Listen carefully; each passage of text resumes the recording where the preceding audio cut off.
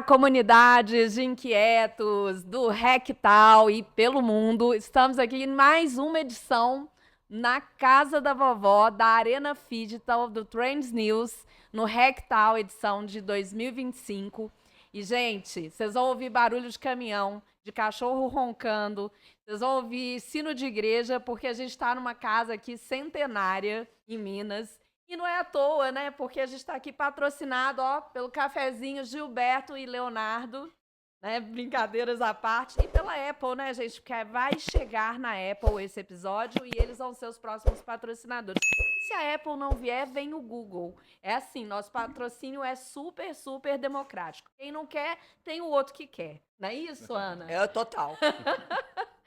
Gente, eu sou Nay Corrêa e estou aqui com convidados super especiais, além da nossa querida Ana Flávia, que também faz parte aqui do nosso coletivo.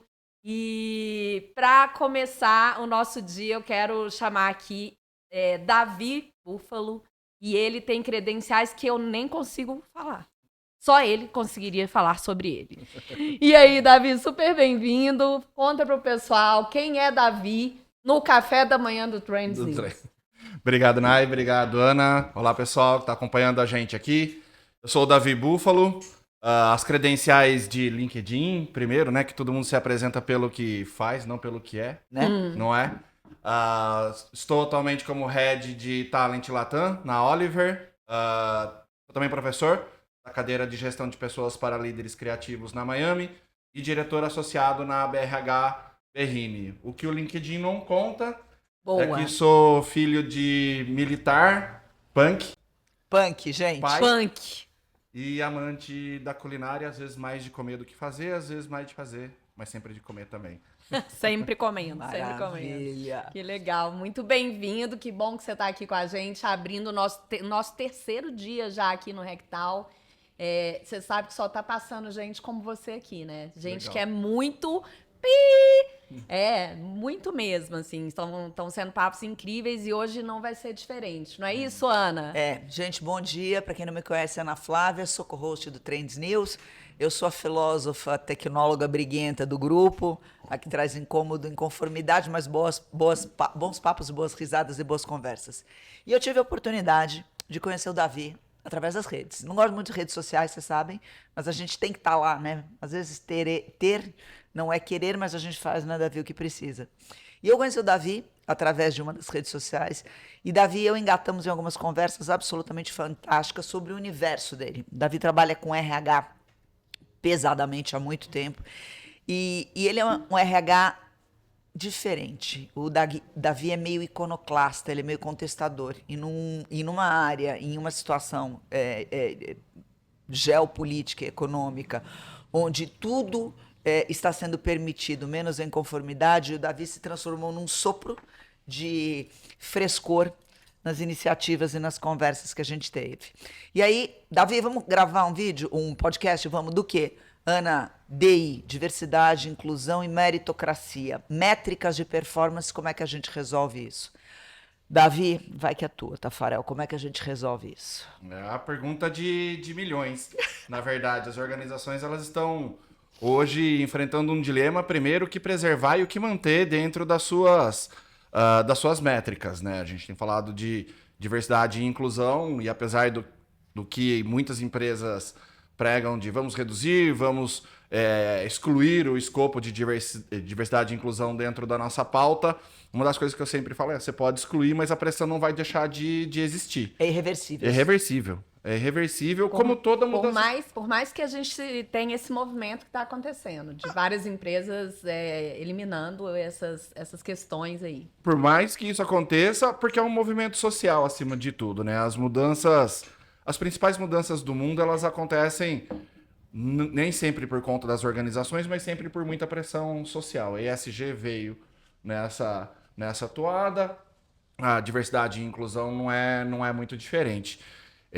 Então, mesmo que as organizações resistam em tratar essa pauta de uma maneira mais institucional e corporativa, elas vão ter que lidar com isso no dia a dia.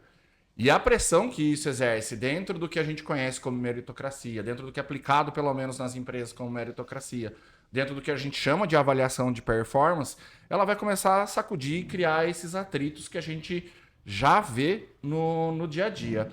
Ontem eu comecei a minha palestra, no meu segundo slide foram algumas perguntas, eu falo para o público de RH, e a minha primeira pergunta é: qual foi a última vez que você participou de um processo seletivo excelente? Nossa. Quando foi?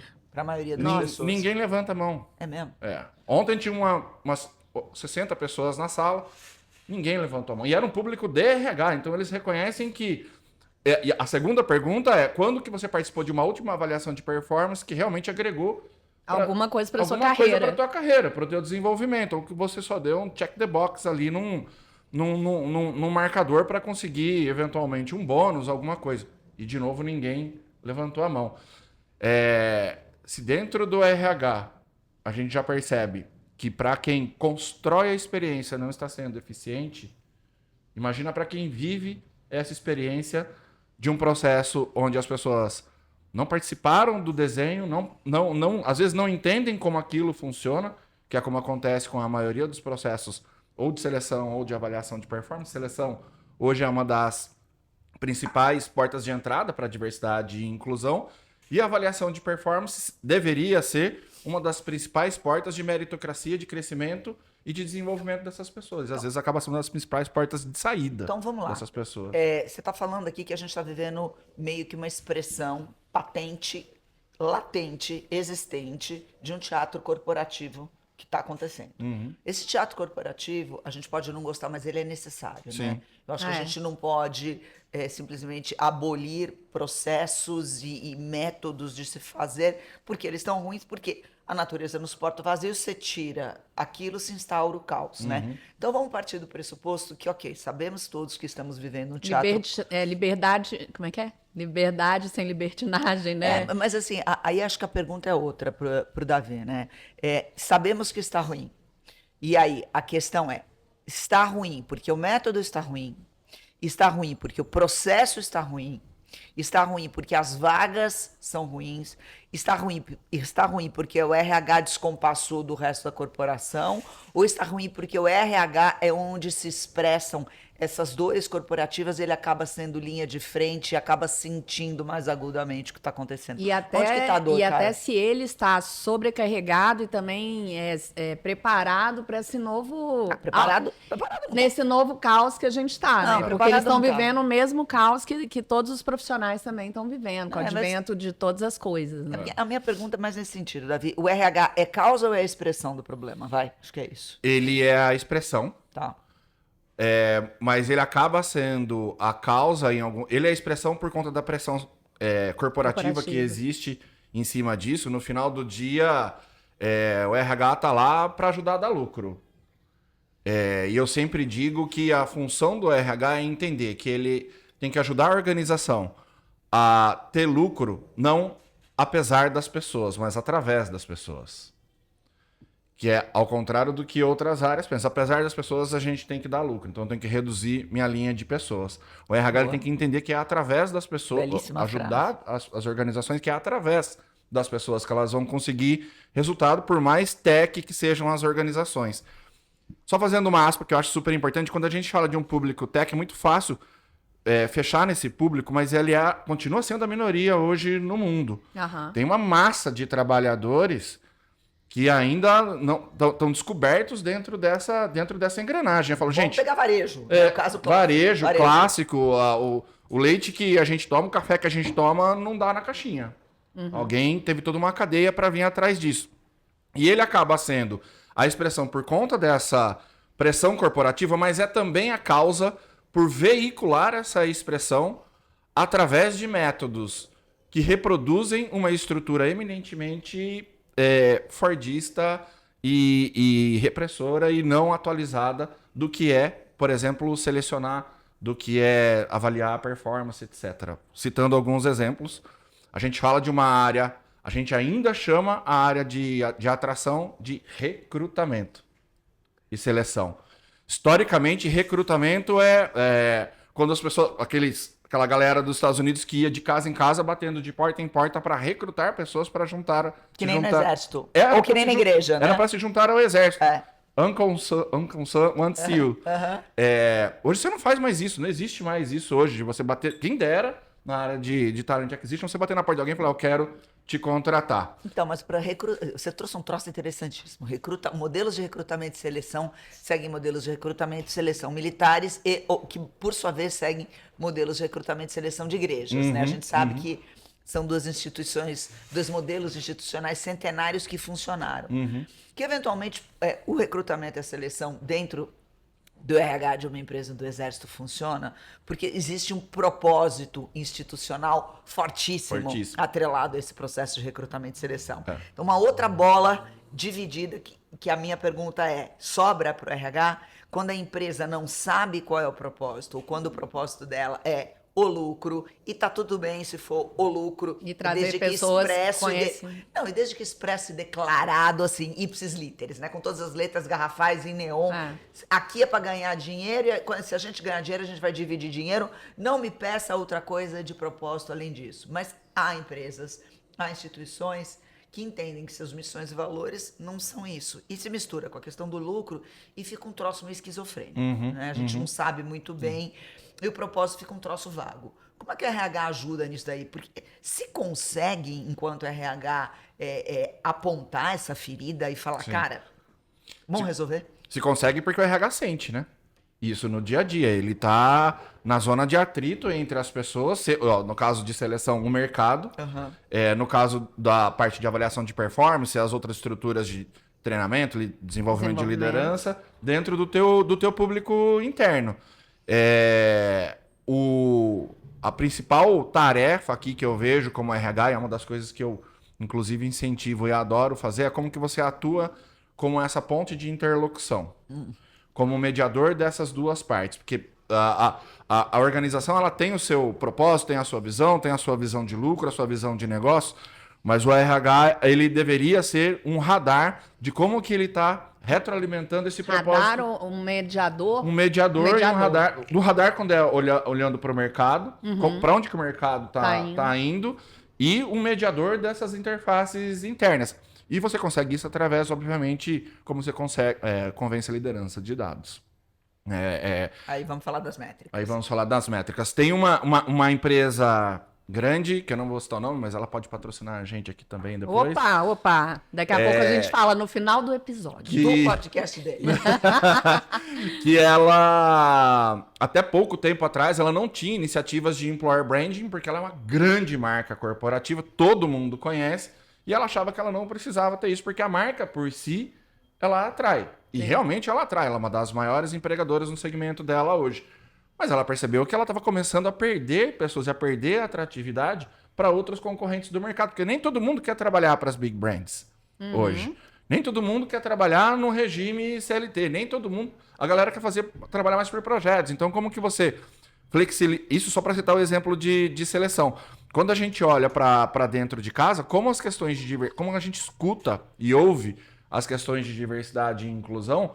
para entender como que a gente pode modular os nossos rituais, os nossos artifícios, os nossos elementos corporativos de avaliação, desempenho, reconhecimento, performance, etc., para calibrar essa realidade e essa expectativa dentro da organização. Nós fizemos um processo recente dentro da Oliver, nós temos lá os grupos de diversidade, nós chamamos de WeHouse. E nós tínhamos um projeto para conectar as WeHouses com o mercado, que a gente chama de projeto visibilidade, tanto de fora para dentro, quanto de dentro para fora. A primeira coisa que nós fizemos foi, a galera pensou, não vamos começar a fazer ativação. Eu falei, cara, a primeira coisa que a gente vai fazer é ouvir as WeHouses e se conectar com coletivos do mercado. Perfeito. Que essas WeHouses, que essa galera também apoia, que essa galera participa, e a gente vai para o mercado com duas visões, com eles com duas visões. A primeira pergunta que eu vou fazer é como que eu posso ajudá-los para além de captar currículos? Porque se eu só capto currículo, se eu só brinco de trazer pessoas, e eu falo brinco de trazer pessoas de D&I, você não está contribuindo com a meta de D&I, você está brincando de rouba-monte. Qual que é o output que a gente pode oferecer para o mercado? A gente pode oferecer programas de capacitação, a gente pode oferecer mentoria, e às vezes é zero custo nesse aspecto. Então são moedas de troca que você negocia e que a organização, mesmo numa situação de baixo custo, pode oferecer como retribuição para essa comunidade. Beleza.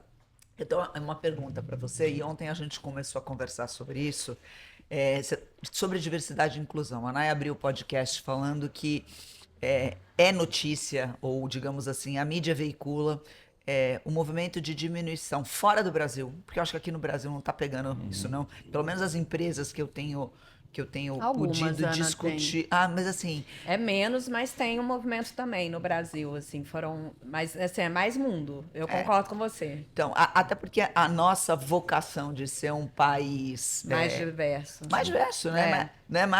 Mas tudo junto e misturado, ela meio que ascendeu de uma forma irreversível, né? Mas, voltando para a minha pergunta, um dos principais problemas quando a gente fala hoje de diversidade e inclusão ou na equiparação da diversidade e inclusão para pessoas que vieram de ambientes de maior vulnerabilidade, é que um dos maiores assets que talvez se possa oferecer a uma corporação é o capital de networking. E capital de networking não é uma construção que se faz de um dia para a noite. Não, se você não faz em 2 anos de faculdade, você faz através do acesso de toda uma vida que você tem a círculos, pessoas, situações, etc, etc. E aí a minha pergunta e a gente conversou sobre isso, eu vou te botar um pouquinho na fogueira. Dentro de justiça, dentro do conceito de justiça, de ética social, né, de ética baseada em justiça social, as empresas, por exemplo, estariam preparadas para remunerar diferentemente pessoas cujo capital de networking é menor por situações pregressas de suas vidas e ajudá-las nesse esforço da construção de capital de networking?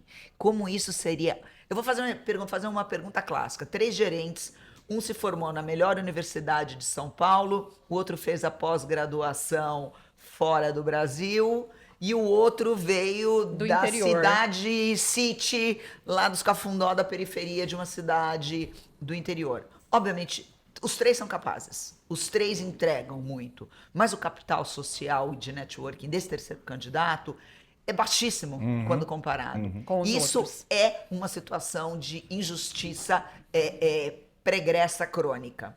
As empresas estão conseguindo tratar isso, as pessoas entenderiam situações, inclusive, de remuneração e investimento distintos nesses candidatos, baseados nessa premissa, ou o pau come quando a gente propõe isso na mesa? Por enquanto, pau come.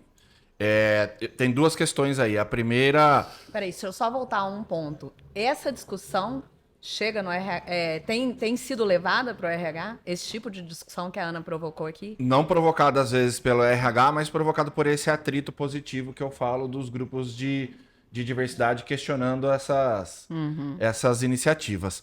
Quando a gente fala de avaliação de performance e avaliação de mérito, até mesmo fora dos grupos de diversidade, elas já são questionadas, porque o método que a gente utiliza hoje não é um método que... o que é, no fim do dia, a avaliação de performance? Deveria ser 50% o quanto você entrega e 50% o como você entrega. Mas no final do dia, o que pesa e a gente vê isso como algumas realidades em algumas empresas, se o que você entrega está ótimo, eu consigo manter o seu como bem ruim para que isso aconteça. E a gente acaba perpetuando situações em que pessoas com capital de networking muito maior acabam se permanecendo em situações de poder. Perfeito. Então, a primeira coisa que a gente deveria fazer era olhar as estruturas de avaliação. Perfeito. E customizar essas estruturas de avaliação não só de acordo com esses grupos diversos, mas também de acordo com níveis. Como que eu dou o mesmo peso numa estrutura organizacional para um analista júnior e às vezes E tem, né? Quando você fala de uma matriz Ninebox, por exemplo... Ai, meu Deus. Tem empresa que plota todo mundo numa mesma curva. Na mesma configuração. Na mesma configuração. Você coloca um analista júnior junto com o disso. gerente. E outro lance que é um colateral seríssimo e pesado do Ninebox é a tal da curva forçada. Que você tem que forçar pessoas a ficarem dentro ou fora, e aí não acaba descambando para uma questão que a avaliação de performance ela perde o propósito de contribuir para o desenvolvimento e a performance das pessoas, e ela vai para um propósito político. Bola. Quem eu quero manter e quem eu quero tirar. Esse é o primeiro ponto. Para não parecer que eu sou arauto do apocalipse, que às vezes eu gosto. Não, meu, você é punk, como é que vai ser, meu? Eu já posso dizer que tem formas de você fazer isso hoje e modular esse tipo de, inclusive com tecnologia, com ferramentas, e modular esse tipo de avaliação. Só que a gente esbarra num segundo processo que é muito mais difícil de você mudar, que é o processo legal. Quando você esbarra em questões de performance, avaliação, etc., você esbarra numa prerrogativa jurídica que é a lei trabalhista daquele país. E aí é um outro rolê para você mudar. Porque aí a gente está falando de uma conformação de direito que é baseada em uma questão que conforma, na verdade, as questões de justiça, que está baseada em modelos éticos, que são éticos, e que tratam... Igualitários que não são igualitários. Que não customiza para esse nível. Ele fala de equidade, mas não nesse nível. E que é uma dificuldade do Brasil muito forte, né? Assim... Mas esse tema é um tema interessante. A gente fala muito da remuneração das pessoas por aquilo que ela entrega, e muito do que as pessoas entregam é atrelado a esse capital pré-existente, prévio, que muitas pessoas não tiveram acesso. Deixa eu mudar um pouquinho. Temos tempo ainda, produção? Como é que nós estamos de tempo? Temos 20 minutos ainda de conversa. Boa. Vamos dar um giro aqui. A gente está falando de métrica, a gente está falando de performance, a gente está falando de diversidade e inclusão. Vamos falar do seu ponto de vista pessoal. Como é que um punk, nascido no movimento e criado no movimento punk, no seio desse movimento, com toda a filosofia anarquista que te rege por detrás e por debaixo, deu esse salto na vida corporativa e você não fica rachado às vezes aí, meu amigo? Como é que a gente harmoniza esses extremos? Porque isso é uma lição. Nossa, ele até se pôs assim na cadeira, respirou e falou, pera, agora vai. Eu falei pra ele que eu ia guardar isso pro podcast dele, mas a gente vai soltar aqui nesse podcast. E não repete lá depois, né? Aliás, vamos falar o nome do seu podcast aqui, que acho que a gente não falou. Falou? Não, ainda não. A gente está lançando em breve o RH Labcast. Legal. Uma parceria da BRH Berrini com a UOL, EDTech. Boa. E, inclusive, a Ana já está convidada e aceita. Que e legal. estará lá com Bora lá. a gente também. Bora Que lá. bom, muito bom. Mas, respondendo a tua pergunta, assim, isso envolve, obviamente, entrar na minha história, né? Eu nasci no interior, filho de militar, etc. Fiz técnico em eletrônica. Eu tinha certeza que eu seria um engenheiro elétrico. Interior de São Paulo. Interior de São Paulo. Tá. Só que no meio do curso técnico em eletrônica eu pirei e me inscrevi em psicologia. E eu entrei na faculdade com 16 anos. Polímata. E aí meu pai, obviamente, pirou junto. Mas ele foi lá assinar para eu me matricular no final do dia. Ele aceitou, ele Você pirou, tinha mas Você aceitou. tinha 16 anos. 16 anos quando eu passei no vestibular. Tá. E aí ele falou, bom, cara, você vai ter que se virar porque psicologia não dá dinheiro. E não dá mesmo. No meio da faculdade eu jurava de pé junto que eu nunca ia pro movimento organizacional, que eu faria psicologia social comunitária. Engraçado, né? Todo mundo que faz psicologia no começo não. fala, eu não vou pra psicologia organizacional, né? Mas eu costumo dizer também que o ser humano, ele, exceto os herdeiros, ele tem essa eterna paixão por não morrer de fome. E por pagar as contas. Beleza. A primeira paixão do A ser premissa humano. é o boleto. Eu adoro esse pragmatismo, né? E aí eu tava na psicologia social, adorava fazer aquilo. E uma professora de organizacional, que hoje não tá mais nesse plano, ela começou a me mostrar a intersecção entre psicologia social e a psicologia organizacional. Então eu entrei em psicologia e aí eu comecei a trabalhar em consultoria. Tá. Comecei a trabalhar em consultoria porque eu trabalho desde os 14 anos de idade, na minha época podia, como vocês podem ver na minha barba branca. Se eu mostrar a minha carteira de trabalho, é uma história das moedas do Brasil, inclusive. Legal isso. Mas não sou tão velho assim. E aí a minha professora começou a mostrar esses caminhos, a intersecção entre a psicologia social e a organizacional. Então eu entrei na organizacional já com esse viés, não utilitarista das pessoas na organização, mas como o trabalho como um fenômeno e como o trabalho ele afeta a vida das pessoas. O que já favoreceu bastante. E dentro do punk a gente tem duas vertentes. Primeiro o do it yourself e o outro, que é um tema usado muito fortemente hoje, que é hackear as estruturas. Só que não tem jeito melhor de você hackear as estruturas do que dentro delas. De preferência com coturno. De preferência com E coturno. tocando um baixo enlouquecidamente. De preferência dando aquelas incomodadas falando a linguagem das pessoas. Um pouco básico. Sendo um contrassenso, às vezes, ou um dissenso.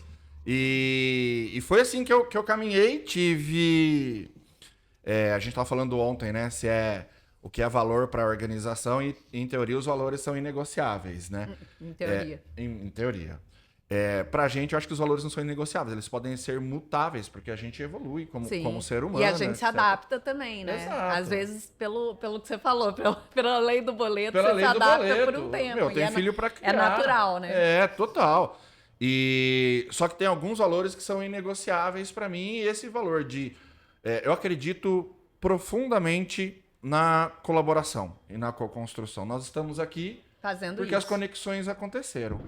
E eu acho que essa visão exclusiva de núcleos fechados das organizações, de núcleos duros, sou um grande adepto de novas formas de trabalho, inclusive, porque eu acho que as pessoas podem ter que escolher. Aí tem uma questão de se as pessoas são letradas para escolher bem ou podem escolher mais por pressão ou não.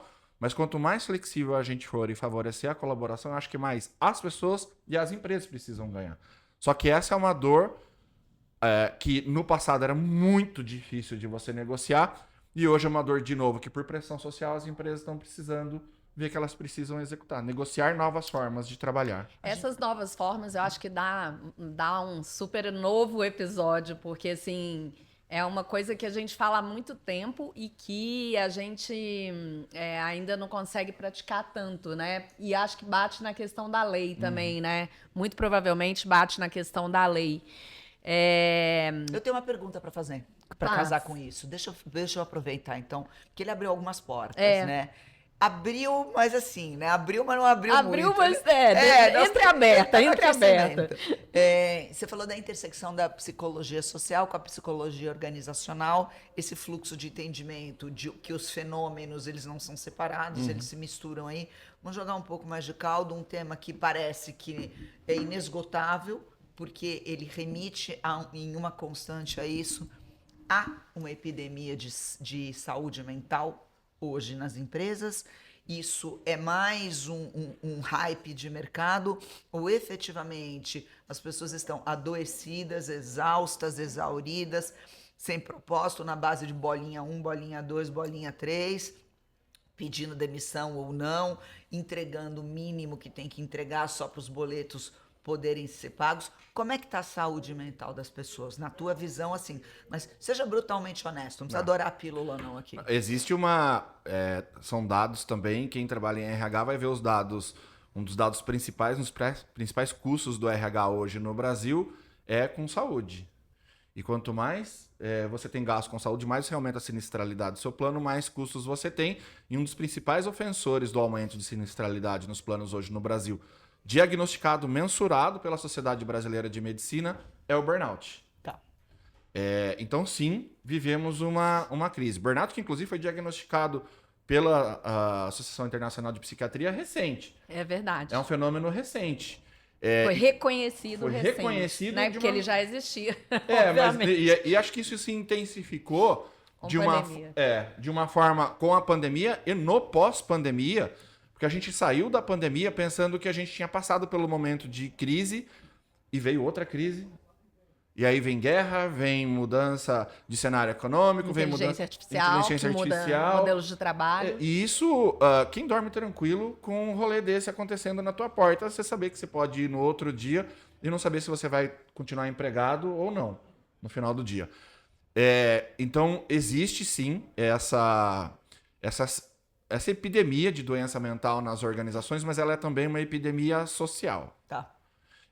A forma de se tratar isso, eu acho que as organizações elas são co-participantes mais da solução ao desenvolver métodos efetivos de trabalho, porque uma das ofensoras ela já é, por natureza. Eu ia perguntar isso, ela é causadora também. Também, né? uma das ofensoras ela já é. Mas ela é corresponsável, eu diria, por construir ambientes que sejam mais saudáveis, inclusive alternativas às situações que existem no mercado. Uma das principais causas do burnout é insegurança psicológica. Como que você cuida desse tema, por exemplo, dentro da organização, da segurança psicológica de quem está lá dentro? Seja na relação líder-liderado, seja na relação da própria pessoa com o ambiente de trabalho. Ou até nos modelos de meritocracia que a gente estava falando aqui, né? Que são tema aqui, modelos de meritocracias que não se atualizaram, que continuam da mesma forma, sem considerar o início da nossa conversa aqui, né? Essas relações sociais, a relação do que você traz como experiência. São muitos fatores, né? Eu sinto falta de mais. E assim, eu sei que muitas vezes, por causa da natureza das nossas posições e dos papéis que nós exercemos aí, não se deve, nem tudo deve ser dito, nem tudo pode, nem tudo deve ser. Na verdade, é diferente. Tudo pode ser dito, nem tudo deve ser dito. Então, acho que a gente avança nas conversas para um determinado ponto aí onde a gente não pode abrir mais. Então, quando a gente fala, as corporações são copartícipes da causa e são copartícipes da solução. É verdade. As pessoas são copartícipes da causa e da solução. É verdade, porque todo mundo em uma determinada instância pode ser um líder ou estar no papel de liderado. Mas todo mundo, e sem exceção, está no papel do companheiro do trabalho, né? Então, a formação das equipes... A gente tem e isso é um tema pronto, que acho que eu gostaria de explorar com vocês. Nós temos uma obsessão no Brasil e no mundo em formar bons líderes. Mas alguém já te ensinou a ser um bom liderado? Por que a gente não tem um curso de formação de liderados? E ser liderado, talvez é mais importante, saber ser um bom liderado, talvez seja mais importante do que saber ser um bom líder. Porque líder você está, liderado você vai ser a sua vida inteira, independente da conformação que você esteja. Porque você pode passar por estar nessa posição na empresa, na sua vida familiar, na sua vida afetiva, na tua vida condominial e social. Então, a questão do liderado, ela precisa talvez ser olhada de uma maneira de um trabalho mais colaborativo mesmo, de um trabalho mais de equipe, mas a gente precisa revalidar, reconstruir o nosso papel quando submetidos dentro de hierarquias. Talvez aí a gente consiga ter uma conversa, Davi, mais honesta sobre como melhorar socialmente, psicologicamente as nossas interfaces nessas coletividades. Queria te propor Ana, pensar nisso. Mas eu acho ótima essa conversa. Eu queria realmente conversar sobre isso também, porque assim, quando você fala de dificuldade de ser liderado, a gente passa por contextos sociais muito fortes, né? A gente passa por um contexto de mudança da percepção do valor do indivíduo. Do indivíduo, exatamente. Aí a gente vai ter que entrar num papo de gente grande, né, Davi? O Davi topa, eu sei que ele topa, tá? Mas assim, é um podcast de 4 horas, de madrugada, meio bêbados, para poder segurar o tranco. Tipo aulas polímatas da Ana. Porque aí a gente vai ter que falar de outro nível de conversa. Outros aspectos. O valor da liberdade, o valor da responsabilidade. Se eu como indivíduo posso me expressar totalmente, se eu não posso me expressar totalmente, como é que fica isso na minha relação com o outro? Essas conversas de liderados, para mim, são mais importantes hoje que conversas de líderes. Sim. E tem você falando, eu lembrei do Rubem Alves, que ele fala que existem oficinas, não vou lembrar corretamente a frase, talvez você lembre, mas ele fala que existem oficinas de oratória, mas a gente deveria ter oficinas de escutatória. É isso. Também, eu acho que... E isso numa época pré-mídia social, ele já falava sobre isso. Porque hoje todo mundo fala, todo mundo tem uma opinião, todo mundo sabe tudo em qualquer idioma. E a gente fala muito sobre essa questão do conteúdo, né? Por princípio, a gente deveria seguir os conselhos da minha avó, que ela fala, você tem 2 ouvidos e uma boca. Então você tem que ouvir mais e falar menos. Acho que a gente deixou de ouvir. Tanto o líder deixando de ouvir o liderado, quanto o liderado deixou de ouvir com a experiência, não necessariamente de pessoas mais velhas, mas eu acho que também sim, porque quilômetro rodado conta. No final, se você vai em outras culturas, principalmente as orientais, tem uma veneração por pessoas mais velhas, não só porque são mais velhos, ou por uma questão de idade, mas sim por uma questão de experiência, de quilômetro rodado, eles são referências. Mas também os seus pares, ouvir o pensamento de entender diferentes contextos e entender e ler diferentes cenários, e não só respeitar, porque às vezes eles entendem que respeitar é calar, mas respeitar e criar um momento de convergência dentro daquilo. Como é que eu discordo frontalmente com você, mas eu trabalho de uma forma convergente contigo. Aí a gente vai falar de virtudes, é o nosso próximo episódio, porque entra uma palavra que as pessoas têm horror hoje em dia: obediência. Mas, seguindo a obediência da avó do Davi, que nos mandou ouvir mais do que falar, eu queria que ele, Nai, se você concordar, desse o recado final para passar a régua aqui. Com certeza. Vamos lá, Davi. Vamos lá. Acho que a gente tem o RH, hoje, ele está no momento exato entre abandonar algumas práticas do passado e abraçar o futuro, e não porque é só pelo RH, porque toda empresa está fazendo isso. Todo mundo, todos os negócios estão fazendo isso hoje. A minha dica, que na verdade é um pedido para todas as pessoas de recursos humanos que estão ouvindo a gente, não percam essa onda. Não é mais uma onda, acho que é um momento de transformação, não é só sobre embarcar a tecnologia, é sobre redefinir aquilo que nos molda, que são as nossas formas de trabalho. Então mergulhem fundo nessa, sem dó, sem coragem, experimentem, tenham coragem de testar, coragem de errar. Errar todo mundo vai errar, faz parte do nosso processo, e na real a gente só aprende às vezes pela dor. Pelo amor é muito difícil na nossa sociedade. Muito bom. Muito Gente, muito obrigada, Davi. Obrigada, Ana, e por conduzir também aqui lindamente com a gente mais um papo. E com certeza, pessoal, vocês vão ter que ouvir o podcast do Davi, além do Trends News, para a gente ter muito mais discussões sobre esse tema, porque é um tema que fervilha nas corporações e fervilha no social, né? Porque a gente não está trabalhando, a gente não está separado do trabalho, né? Então, eu queria agradecer muito e aí convidar a todos que estão nos ouvindo para curtir, compartilhar. A gente agradece a comunidade de inquietos que está acompanhando a gente aí nessa jornada, e mais uma edição aqui para vocês espalharem pelo mundo e trazer mais gente para ouvir pessoas como Davi, Ana Flávia e Nai Corrêa. Boa! Então, muito obrigada, pessoal. Até mais. Até a Obrigado. próxima.